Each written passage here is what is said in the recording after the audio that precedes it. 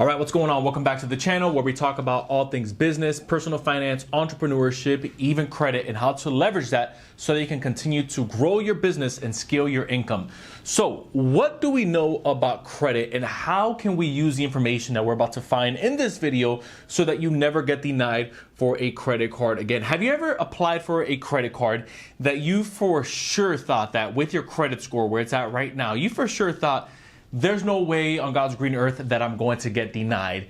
Lo and behold, you ended up applying for that credit card and you ended up getting an application review. And then after the application review, you ended up getting the results, which let you know that you have been denied. You see, if that's you, then this video is for you, because we know that it's not as clear cut as just having a 750 credit score. It's not as clear cut as just having one hard inquiry on your credit report and then applying for a bunch of credit cards.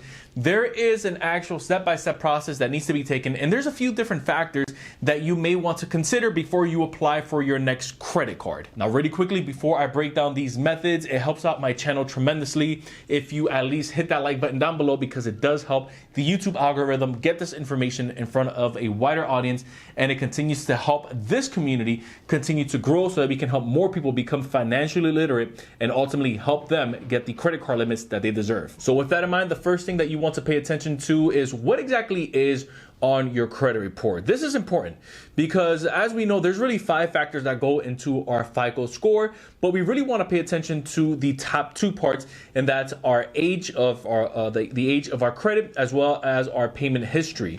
If you have a credit card that's maybe a year old and you're applying for some of these bigger lines of credit, then odds are you're most likely not going to get qualified or qualify for some of these higher limits. And in the same token, if your payment history is maybe a 70%, meaning over the last 12 months, you've maybe missed 4 payments, and out of those 4 payments, you're now sitting at about a 70, maybe a 65% ratio, odds are that you may not get approved for some of the limits that you're trying to seek, or even a credit altogether. You see, when it comes to applying for some of these higher limits, you want to have at least a credit age of 2 years or older, and you want to aim for 2 years on your credit report of on-time payments. These 2 factors right here is going to make up about 60 to 65% of your credit score all together, which is why you really want to pay attention to this first. What's actually on your credit report in terms of, do you have any negative items on there?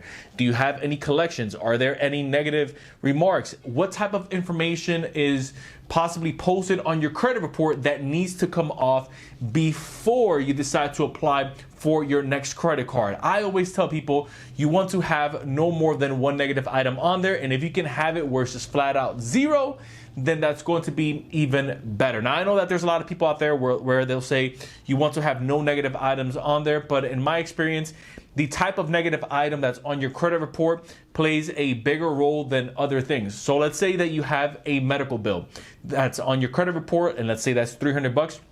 That's going to carry significantly less weight than you may be having a repo. You're for sure going to want to get that repo removed off of your credit report before you decide to apply for that next credit card. Or if, let's say, you owed a cable company $200, that doesn't carry as much weight as maybe if you had a credit card with American Express and you owed them $1,500, and now you're trying to apply for American Express again, because this is definitely going to dampen your chances of getting approved for that credit card. Now let's talk about the actual information that banks are looking at. You see, banks are really smart, especially when it comes to lending money, but specifically when a market moves or when an economy shifts. You see, when an economy shifts and there's a bit more uncertainty of our home prices going to fall, or our jobs going to get cut in half, kind of like what we saw at the beginning of last year when we had that outbreak, and you guys know exactly what I'm talking about, right?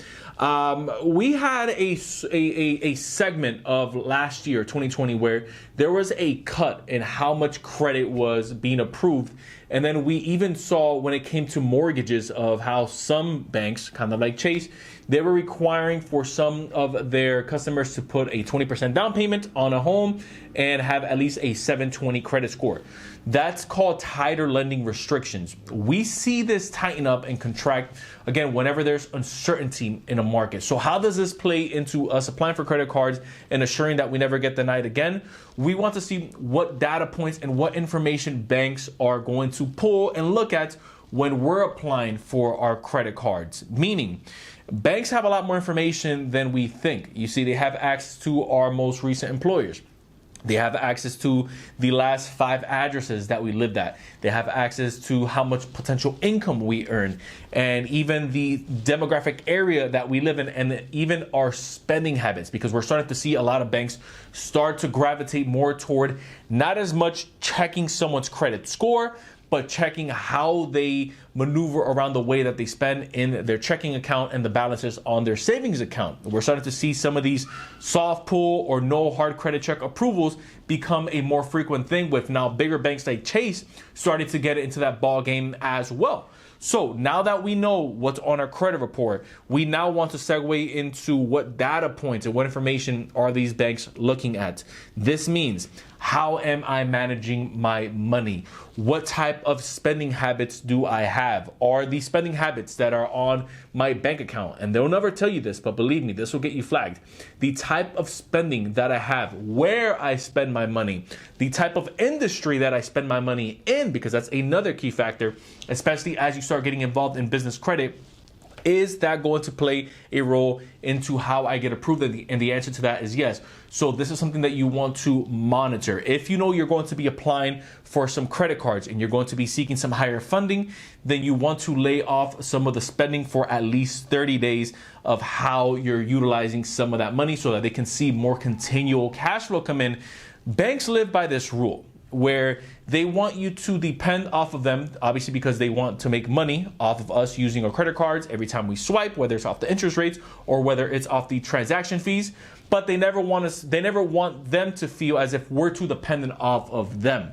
This means, yes, you can apply for higher credit funding, but if it feels like you need this funding in order to survive this next month, they are going to waive it off and they're not going to give it to you, which is why you want to lower your credit utilization, because it's a data point that they look at, and you want to have some extra funds in your bank account when you do go to apply, because then when you do go to put your income for how much, let's say, you make a year or how much you're projected to make, it backs up that statement when they go to run your card information, or rather your checking card information. So when they go to look at your personal banking account. Now, this last one isn't discussed as much, but I did want to bring it to your attention because I believe that this is something that's often overlooked, and that's asking for a reconsideration.